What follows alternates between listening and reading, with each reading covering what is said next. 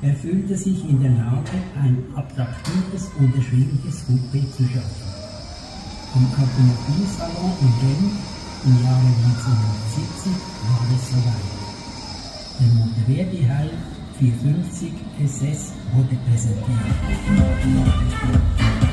Dieses Fahrzeug verfügt über That's low. außerordentliche Fahrleistung. What model is that low?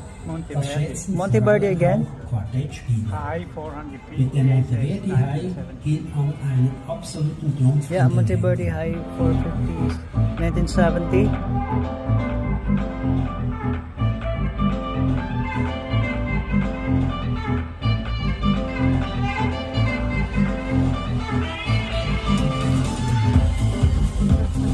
Guys, andito pala kami sa museum.